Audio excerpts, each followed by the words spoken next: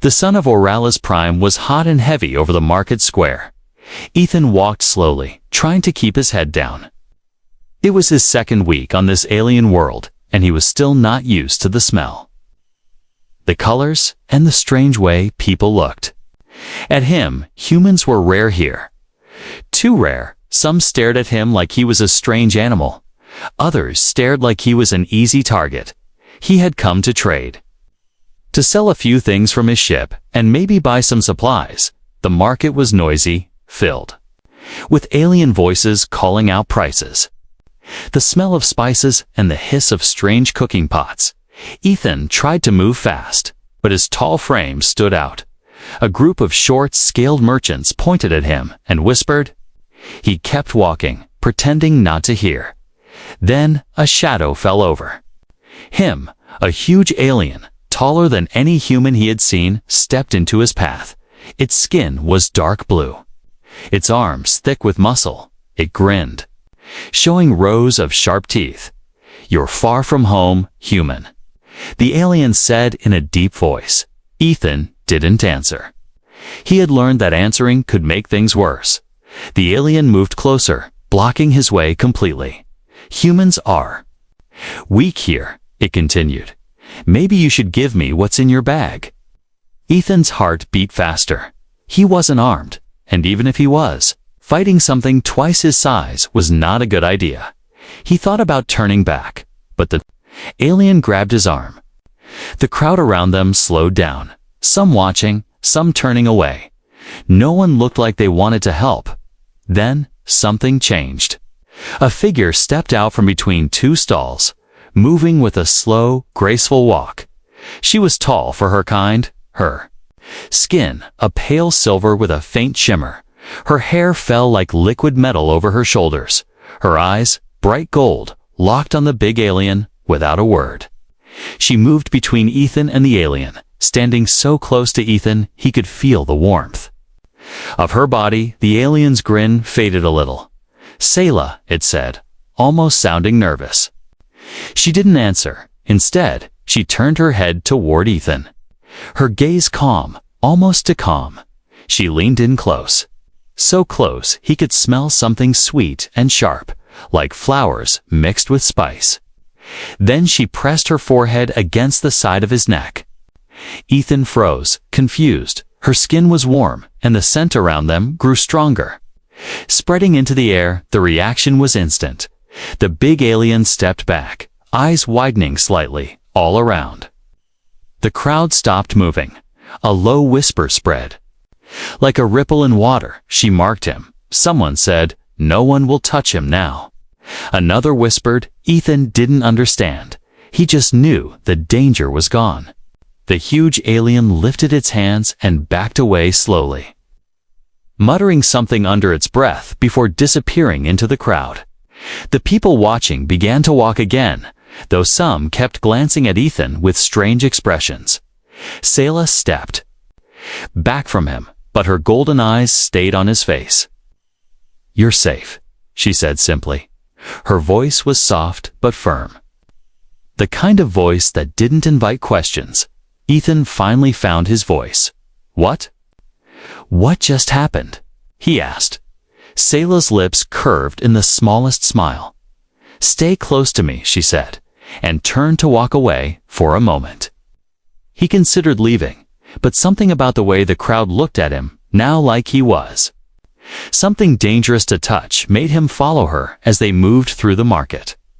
No one got in their way. Even the loudest merchants lowered their voices when they passed.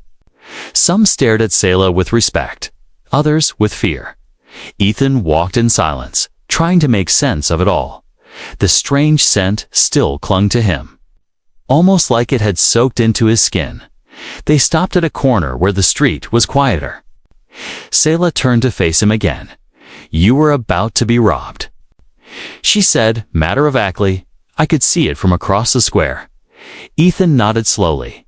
"Yeah, I figured," he replied. "But what did you do?" "That scent. It's not normal." She tilted her head, studying him. "In my culture," she said. "What I did means you are under my claim." Ethan frowned. "Your claim?" like ownership. A faint smile touched her lips again, but her eyes stayed serious. Yes, she said.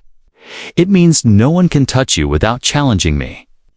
Her voice dropped lower, and no one here is foolish enough to challenge. Me, Ethan, didn't know whether to feel safe or trapped. The scent still lingered in the air around them. Selah stepped closer, her eyes holding his, from this moment, human. She said quietly, "You are mine," before he could answer. She turned and began walking down the street, and without thinking, he followed. Somewhere behind them, in the crowd, someone whispered again, "The human is marked," and now every alien in the market knew it. Ethan followed Selah through the narrow streets of the market. The crowd seemed to melt out of their way, stepping aside without a word. Even the merchants who had been loud and aggressive moments ago now kept their heads down. It felt strange. Walking like this, a few minutes ago, he had been just another easy target. Now, no one dared come near him. Selah moved with a calm, steady pace, like she owned the place. Her long silver hair caught the light, and that strange sweet spice scent still surrounded them.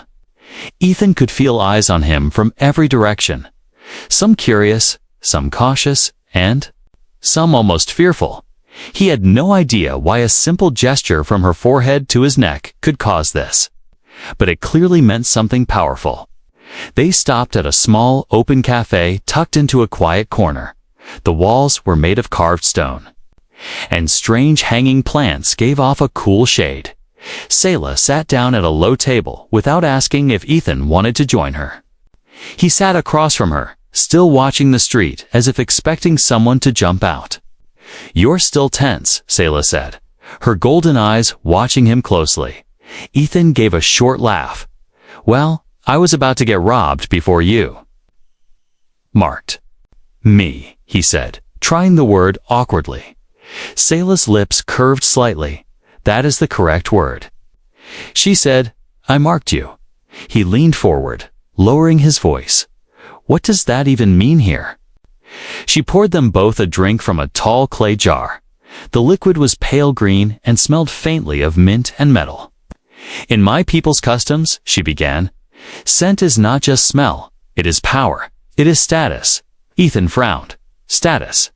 "Yes," she continued, "when I marked you, I told everyone in the market that you belong to me, that harming you is harming me." Ethan sat back, the weight of her words sinking in. "So, I'm your property now." Selah tilted her head, her gold eyes narrowing slightly. "Property is the wrong word," she said slowly. "It is more like protection, a bond, a shield that cannot be ignored." Before Ethan could respond, movement caught his eye. A group of 3 alien men had gathered at the edge of the cafe's open doorway. They were tall and thin, with skin like polished stone, and eyes that glowed faint blue. They stood there, watching, not speaking. Selah noticed them too, but didn't look concerned. "They are testing the truth," she murmured. "What truth?" Ethan asked. "That you are truly under my claim," she said simply. One of the stone-skinned men stepped forward, his gaze fixed on Ethan. He reached out a long hand toward Ethan's shoulder, before Ethan could move. Selah's hand shot out and gripped the man's wrist with shocking speed. The air seemed to freeze. Selah's voice was low but deadly.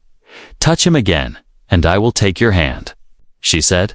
The man pulled back instantly, his expression unchanged but his posture tense. The 3 of them exchanged glances before turning and disappearing into the street. Ethan let out a slow breath. "They were just checking?" he asked. Selah nodded. "In this city, many will test a claim to see if it is real.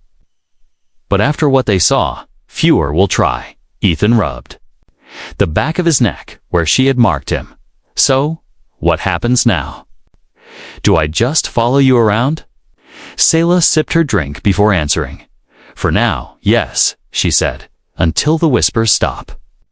And until no one doubts the scent you carry." A small alien woman who ran the cafe came over and placed a plate of steaming food between them. She looked at Ethan, then at Selah, and gave a small nod before walking away. Ethan noticed how even she treated Selah with respect. "You're important here, aren't you?" he asked. Selah didn't deny it. "My family was," she said softly. "My clan is not what it once was, but the old name still carries weight."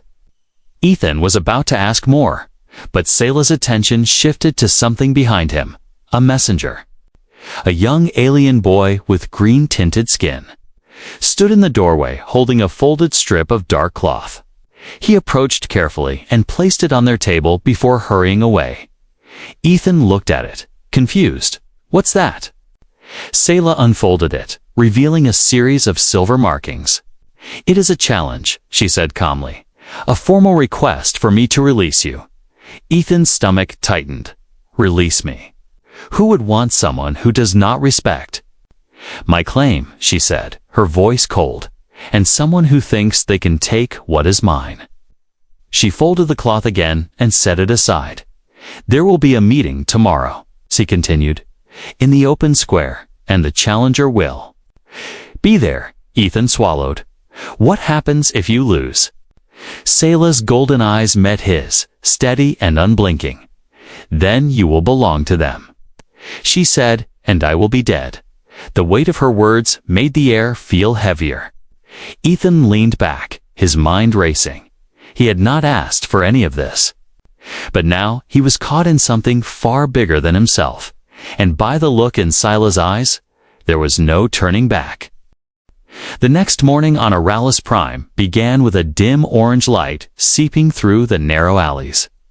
Ethan woke in the small guest room Selah had given him above the cafe. The bed was strange, made of soft woven fibers that felt warm without blankets. But even in comfort, his mind had not rested. He had dreamed of the market, the scent, and the silver cloth that meant someone wanted to take him. He stepped outside into the hall and found Selah already waiting. She was dressed differently today, wearing a long, dark coat that shimmered faintly with movement. A thin metal band rested against her temple, and her eyes looked sharper than usual. "You're ready?" she asked without greeting. Ethan frowned. "Ready for what?" "Breakfast." Selah's lips curved slightly, though her voice stayed cool. "Breakfast." And the walk, as Ethan learned, was a deliberate move. They would go into the streets before the challenge, letting everyone see him at her side. In this city, appearance meant everything. If people saw them together, it would reinforce her claim. Before the fight even began, they stepped out into the market. Ethan expected the usual stares, but now there was something different. People were whispering more openly. Some pointed toward him, others shook their heads. It was like he was walking through a rumor made real. Selah didn't seem bothered. She walked slowly, deliberately, forcing others to move aside every time someone looked like they might approach. Her golden eyes met theirs, and they quickly found something else to do. Ethan leaned closer and spoke under his breath. "This is a lot of attention." Selah didn't glance at him. "That is the point," she said. "If they think you are important to me, fewer will risk a challenge." "Okay." They stopped at a stall, selling fresh bread-like rolls. The merchant froze when he saw them, bowing his head slightly before placing 2 rolls on the counter without asking for payment. Ethan picked one up, confused. "Do we pay?" Selah gave the faintest smile. "They will not take my coin today, not while the scent is fresh." As they ate, Ethan realized that her protection came with invisible walls. People moved away from him, but no one spoke to him either. It was like he had become part of her shadow. Safe, yes, but trapped. He couldn't walk anywhere without her notice, and he couldn't talk to anyone without them looking over her shoulder. At one point, a small child, clearly alien but with wide, curious eyes, ran up to him holding a flower. Before Ethan could thank the child, a nervous parent rushed in, pulling the child back and muttering apologies. The scent had told them he was not to be touched. Ethan felt a pang in his chest. Was this protection? Or a cage? By midday, they stopped at the same cafe from yesterday. The owner brought them drinks without a word. Her eyes flicking toward Selah and then quickly away. Ethan, finally, asked the question that had been building. Selah, what happens if I don't want this protection? Her gaze stayed on her drink for a moment before she answered. Then you would already be dead, she said simply. Ethan froze, unsure if she was exaggerating. She looked up, her voice calm but firm. You are rare here, human, and rare things are hunted. Before Ethan could respond, a sharp clinking sound came from the doorway. A figure stood there tall, with deep red skin and eyes like burning coals. The air in the cafe seemed to cool. Selah's posture didn't change, but her hand shifted slightly toward the weapon at her side. The red-skinned alien spoke in a low voice. Tomorrow's challenge will be in the open square at dawn. Without another word, the figure turned and left. The sound of their boots fading into the street, Ethan let out a breath he didn't realize he had been holding. Friendly, aren't they? He muttered. Selah ignored the comment, her eyes following the doorway for a long moment before turning back to him. They are stronger than the ones before, she said, and they are not afraid to kill in public. Ethan felt his stomach tighten. So what, you just fight them? And if you win, I keep walking around with you. And if you lose, if I lose, you will be theirs, she said without softening the words. The rest of the day passed in a slow, tense rhythm. Selah made sure they visited the busiest parts of the city, always walking side by side, always letting the scent spread through the crowd. Ethan realized she was making a statement showing everyone that she was not afraid, and that her claim was strong, but for him, each step was a reminder that tomorrow could change everything. That night, back in the small guest room, Ethan sat on the edge of the bed, staring at the wall. He thought about the huge alien in the market, about the three who tested her claim, about the red-eyed challenger. He didn't understand Selah's world, but he understood one thing: if she fell, he would not survive alone. And that thought kept him awake long after the city went quiet. The first light of dawn spilled over the rooftops of Oralis Prime, turning the market square into a sea of orange and gold. The air was cool, but there was a restless energy moving. Through the streets, merchants were not opening stalls yet, but people were already gathering. Word had spread fast. There would be a challenge this morning, and the human marked by Selah was at the center of it. Ethan walked beside her, his stomach tight. The scent she had given him still clung to his skin, stronger now, as if she had refreshed it before they left. She wore the same dark coat as yesterday, but today her hair was tied back, revealing the silver markings along her neck and shoulders. Those markings shimmered faintly in the morning light. She looked like a warrior walking into a battlefield. Ethan felt small beside her, but he kept his head up when they stepped into the open square. The crowd parted. No one spoke, but eyes followed their every move. At the far end of the square stood the challenger, the same red-skinned alien from the cafe. Their eyes glowed like burning coals, and their arms were marked with swirling scars that told stories of old battles. Two large warriors stood behind them, silent but ready. Selah stopped in the center of the square, her gaze steady. Ethan stood slightly behind her. Unsure of what he was supposed to do, the challenger stepped forward, their voice carrying easily across the silent crowd. You mark what is not yours, they said, their tone sharp. Selah's reply was calm but unshakable. I mark what I choose. The challenger's lips curled into a smile. Then prove it, they said, from the edge of the square. An elder figure walked forward, tall, cloaked in deep blue, carrying a staff tipped with a crystal. Their voice was deep and formal. By the laws of the old clans, the claim shall be tested. Fight until one yields or cannot rise. The one who stands will hold the right. The elder stepped back.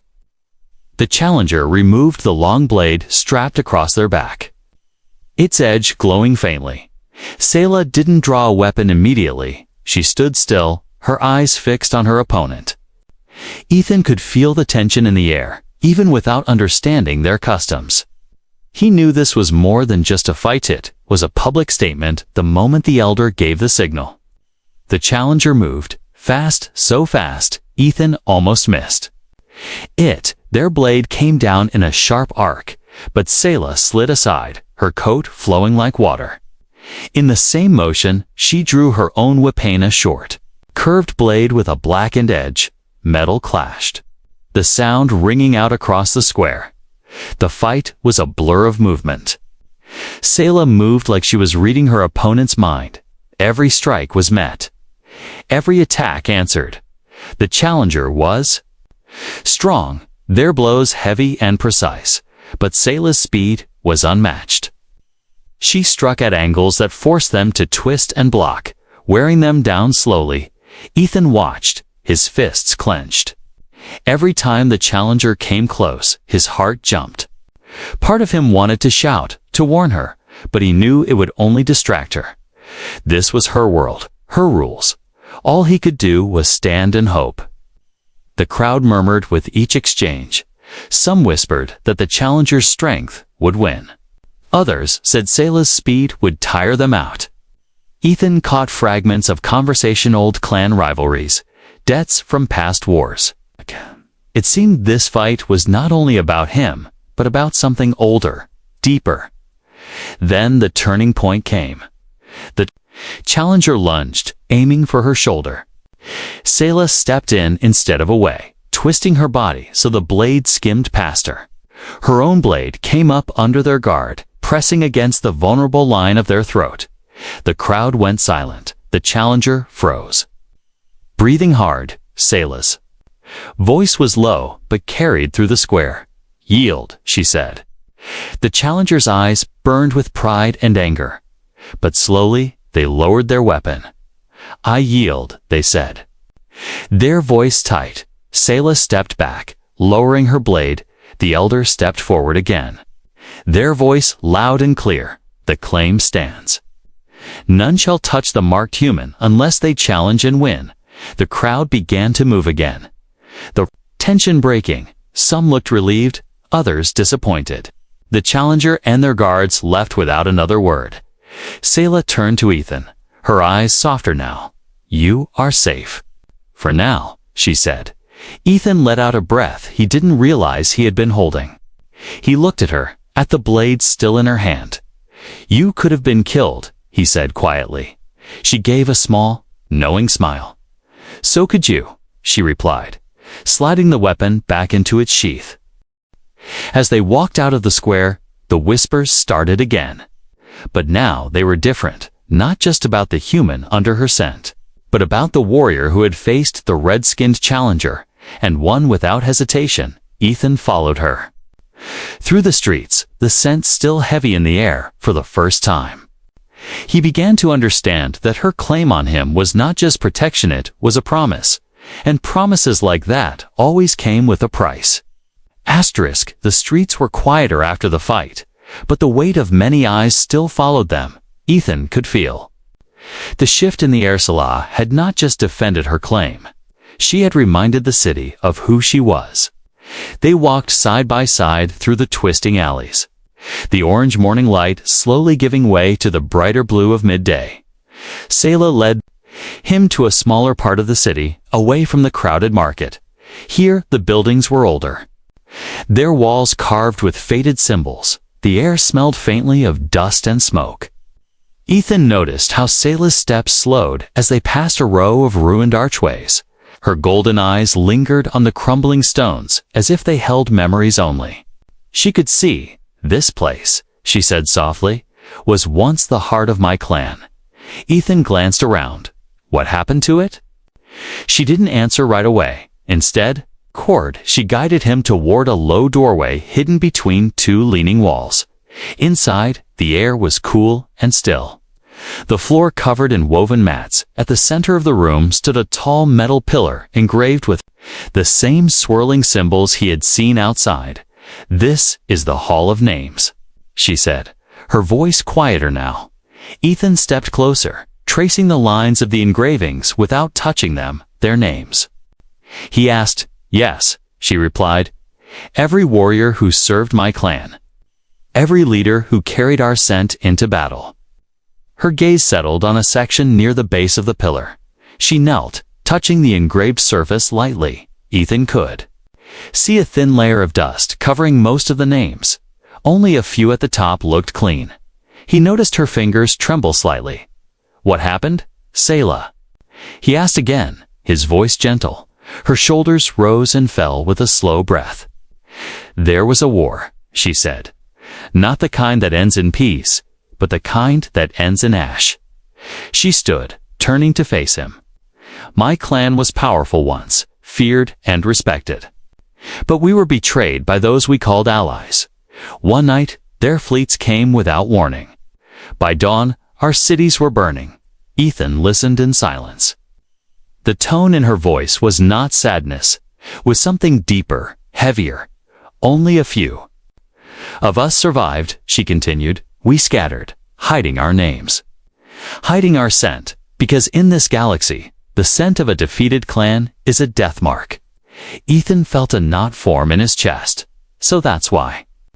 When you marked me, it was dangerous for you." Selah's eyes met his. "Yes," she said. "The moment I did it, I told the city that my clan still claims, still fights, still stands. And that is why they test me.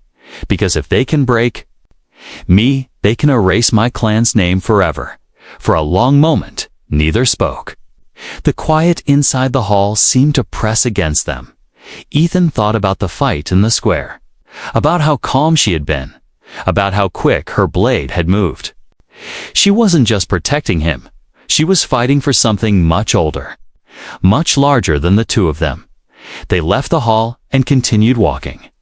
The streets here were empty. Save for a few stray traders moving goods, Ethan broke the silence. "Selah, why me?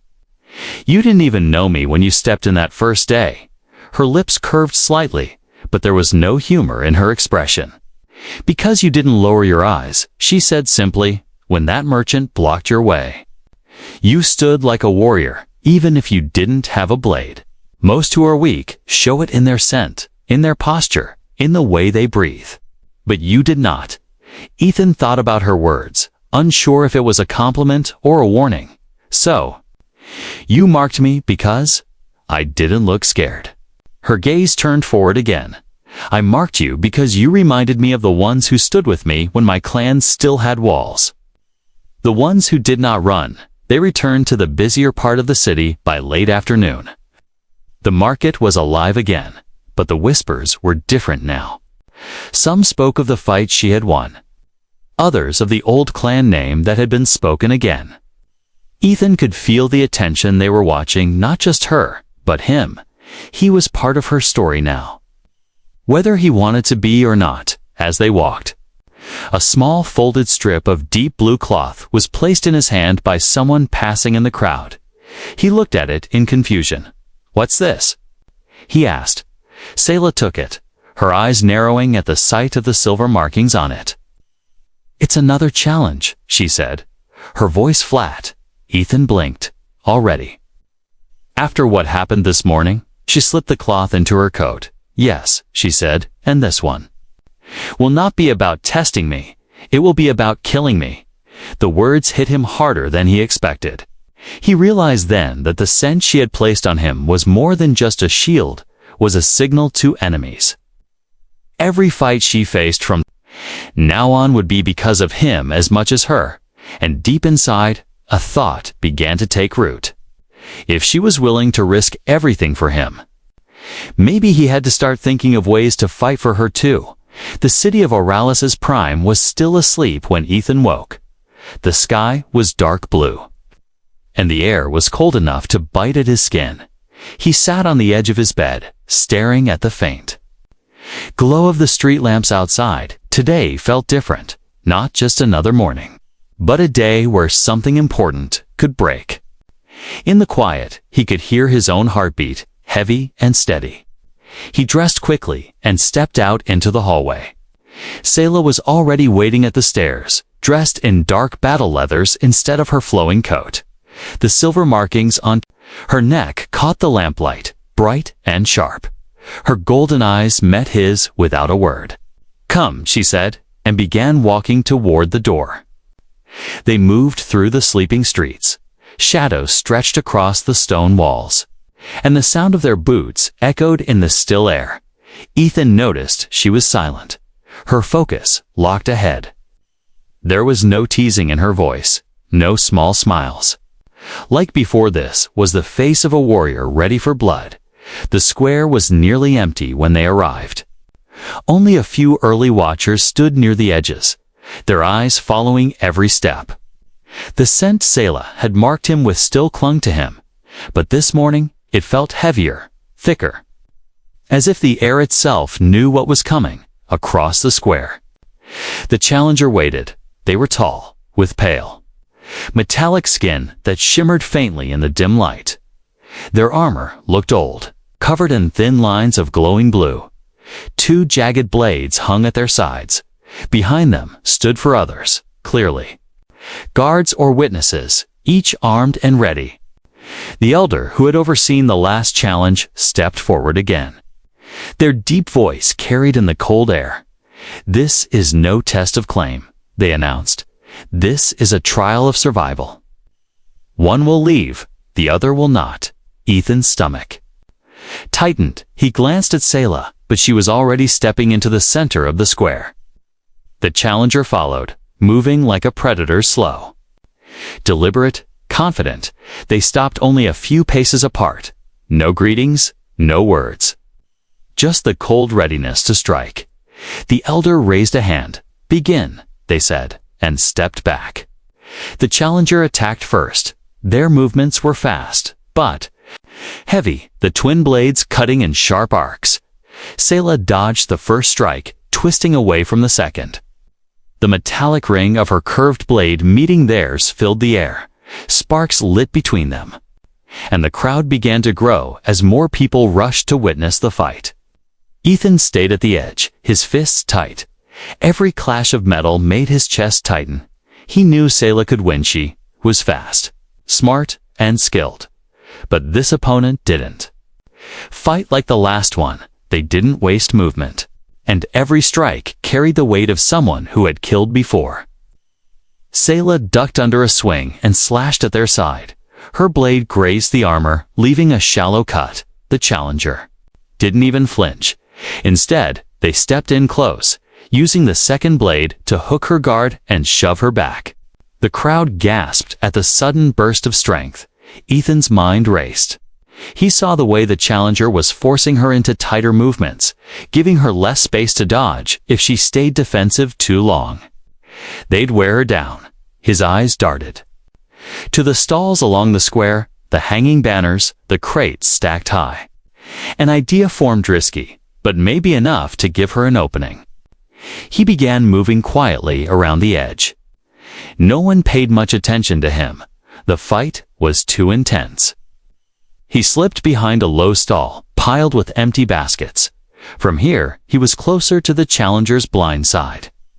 In the center, Sayla blocked a heavy downward strike, her knees bent under the force, her boots skidding on the stone.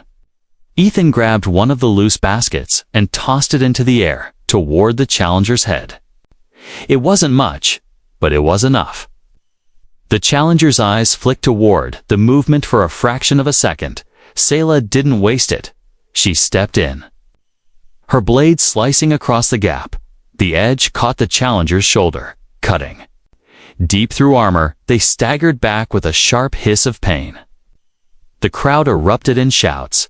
The challenger tried to recover, swinging one blade wildly. Sayla parried, spun behind them, and drove her weapon to their back. The glow of their armor dimmed as they fell to one knee. The elder's voice cut through the noise. "It is done." The challenger stayed on the ground, breathing hard. Sayla stepped back, lowering her blade. Ethan hurried toward her, his heart pounding. "You okay?" he asked. She looked at him for a long moment, her expression unreadable. "You helped," she said simply. The elder turned to the crowd. "The claim stands again. The human remains under her scent. Let all here remember," as the crowd began to disperse. Selah sheathed her weapon and walked toward the edge of the square. Ethan followed. Still trying to calm his breathing. "You know," he said, "we can't keep doing this forever." Selah's lips curved slightly, though her eyes stayed. "Serious? Then we will make it so no one dares try again," she replied. Her scent still surrounded him. But now it felt different. It wasn't just a mark of ownership, it was a bond forged in blood. And Ethan knew this fight had changed something for both of them. The sun was climbing higher over Oralis's prime, casting long shadows across the streets. The market was alive. Again, merchants calling out their prices. The air thick with the scent of spices and cooked meat. But wherever Selah and Ethan walked, the noise seemed to fade. The crowd parted without a word, and eyes followed them with a mix of respect and fear. It had been only an hour since the challenge ended. Ethan could still hear the echo of metal clashing, still see the flash of blades in his mind. Every step he took beside her felt heavier. Now, not because of the danger, but because of what they had both faced together. Selah's golden eyes swept over the market as if scanning for any sign of trouble. But the streets were different now. The stares weren't from predators looking at prey, they were from people who had accepted something unshakable. The human was hers, and hers alone. They stopped at the edge of the market where a small stone fountain bubbled quietly. Selah leaned against its edge. Finally letting her shoulders relax, Ethan stood across from her, hands in his pockets, unsure of what to say. "You didn't have to protect me this much," he said at last. Her gaze shifted to him, calm and steady. "Yes, I did," she said. "From the moment I marked you, your safety became my oath." Ethan let the words settle between them. "I didn't understand it before," he admitted. "I thought it was just about ownership." Selah's lips curved in the faintest smile. "And now?" He looked at her for a long moment. "Now I think it's about loyalty," he said, "and maybe something more." She didn't reply right away. Instead, stepped closer until they were only an arm's length apart. Her scent surrounded him again, warm and sharp. "In my culture," she said softly, "there is one way to make a claim permanent. No challenge, no law, no death can break it." Ethan swallowed. "What is it?" "A ceremony," she said. "A joining of sense shared willingly by both." Ethan hesitated. "What would that mean for us?" Her golden eyes didn't waver. "It would mean you are not just under my protection. You are part of me. If I am hunted, you are hunted. If I am honored, you are honored. There is no separation." The market noise seemed to fade entirely. Ethan thought about the battles, the stares, the way she had stepped into danger without hesitation. He had never asked for this. But now he couldn't imagine walking the streets without her at his side. Slowly, he nodded. "Then let's do it," he said. A flicker of something surprise, maybe even relief, passed through her eyes. She reached into her coat and pulled out a small vial made of dark glass. Inside was a swirling silver liquid, glowing faintly. "This is the essence," she explained. "It holds my scent, pure and undiluted. It is rare and sacred." She unstappered it and dipped 2 fingers into the liquid. Then she stepped closer and traced a line of it across the side of his neck. The scent burst in two. The air, stronger than it had ever been. Ethan felt a strange warmth spread through him, not just on his skin, but deep inside. When she was done, she handed him the vial. He hesitated for a moment, then did the same, dipping his fingers. He marked her neck as she had marked his. Her eyes closed briefly, and when they opened again, there was a new light in them. "It is done," she said. The air around them seemed to shift. People nearby had stopped to watch, and now they bowed their heads as Selah turned. The scent was not just hers anymore, it was theirs. Anyone who crossed one would answer to both. As they walked away from the fountain, Ethan felt something new. It wasn't just safety, it was connection. A silent understanding that no matter what came next, they were bound together. He glanced at her. So? No one's going to dare challenge you now, right? Her lips curved in a small, knowing smile. They can try, she said, but they will regret it. The streets stretched ahead, sunlit and crowded. But this time, Ethan didn't feel like he was just following her. He was walking beside her as an equal. The scent between them marked a new beginning, and as they disappeared into the flow of the city, every alien who caught their scent knew one thing for certain: the human was no longer just claimed he was part of a bond that could never be broken.